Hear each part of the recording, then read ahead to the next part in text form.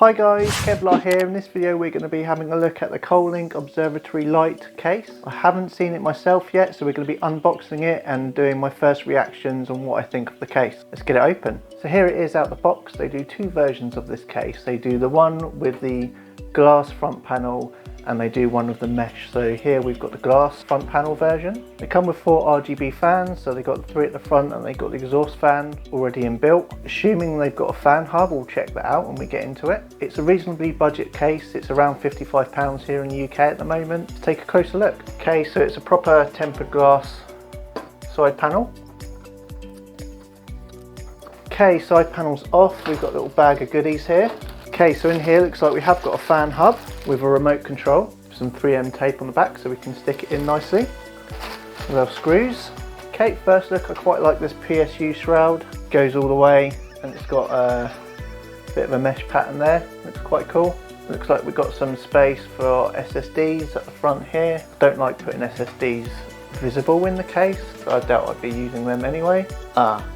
This disappoints me. Okay, so here I was expecting there to be gaps for airflow. Now personally I would have gone for the mesh front because I prefer having good airflow. I'm not a big fan of these glass front ones anyway, but that's the one the customer picked. And I thought it would be coming with these side bits with some gaps in there to suck in some air, but actually there's no gaps. It just looks grated but there is no gaps, so that's not going to be that good for airflow, which is a shame.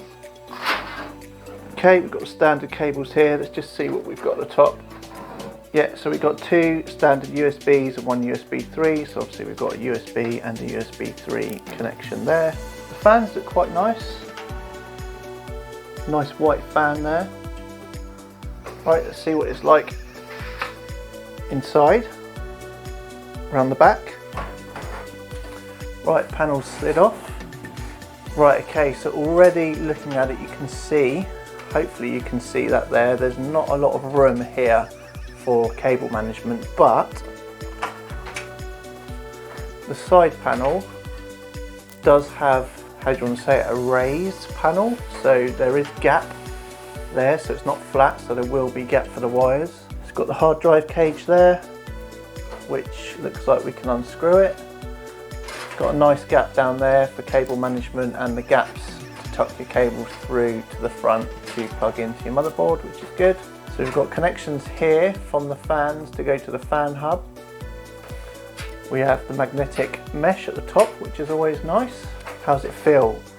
It's quite light apart from the front where you've got that glass, but yeah, it's quite thin and quite light. Okay, then where we've got these here, the PCIe slot covers, the top 2 are removable, so that's nice. So, you know, if you have to remove one of these forcibly and you can't get them back in, you do have the spares to put in, so that's always good. I hate it when they're all rigid and you have to just remove them and you can't move them around and replace them, so that's nice. It's got the pre-applied motherboard standoffs. That's about it really. I mean, there's not much else to say about the case from first look. I mean, it looks like it's going to be fairly easy to build in. Cable management might be a little bit tricky if you've got loads of cables, but we're doing a fairly basic build in this, so I think we won't have a problem. And I like to use power supplies with the flat cables, so they're always a little bit easier to tuck the cables way behind when it's a bit tight. Right, so we'll get a build done in it and then we'll come back to it and I'll tell you how the build went and what I really think of it after building in it. Right, so here we go. I have just finished building in this case, and I must say actually it's a decent case to build in, no problems at all. I'd probably say if you're going for a AIO cooler, it might not fit. There's not a lot of space at the top here, but it's fine for this type of build. Probably quite a lot of room for a big graphics card. I didn't check the specs to see exactly what sort of size graphic cards it fits, but for this one it's perfectly fine. Take you around the back, because I think cable management was a concern, wasn't it? But actually it's fine. So the fan hub that came with it fits fine. Nice cable management area down here, and actually lots of areas or lots of these little clips to tie your cables to, so that's fine. Yeah, so this is always a little bit of a mess down there, but plenty of room down there for all of the loose cables if you don't have a modular power supply. And also obviously we've got the hard drive bay in there, and if you weren't having a hard drive you can remove that, and there's plenty of space down there. Like I mentioned before, it's good that you have the two PCIe covers that can be removed and actually replaced. You know, if you get a different motherboard and you need to move the graphics card up and down, you've got the spare one to fill in the gap for the one that you've had to physically remove. So no issues at all with building in it. I quite liked it, it's fine. As I mentioned, with the back panel for the case, it has got this indent, which first of all did concern me a little bit with the fan hub actually still fit, and it fits fine, and actually if you had loads of other cables in there they'll still fit fine, so that's all good. It slots on nice and easy. We'll fire it up and we'll show you the fans. Right, so there we go, all the panels are back on. We can take a look at the lighting. So as I mentioned before, it comes with a controller here. Press lots of different buttons to change the colour, lots of different settings there. Put it on auto and you get the rainbow effect. There's some mode buttons here, so you can change the lighting effects there. Pretty cool. You can turn them completely off, back on, can change the brightness, can change the speed of the fans.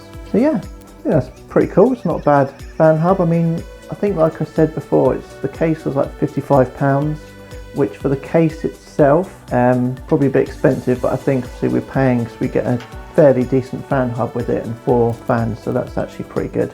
So there we go, that's a review of this case. So in summary, £55, quite a lot for the quality of the case I'd say, but because you get that fan hub with it, that makes it worthwhile. I'd say it's similar to £40 cases I've built in which don't have fan hubs, so the extra £15 for a fairly decent fan hub is perfectly fine. So yeah, quite happy with it. It was nice to build in, looks good.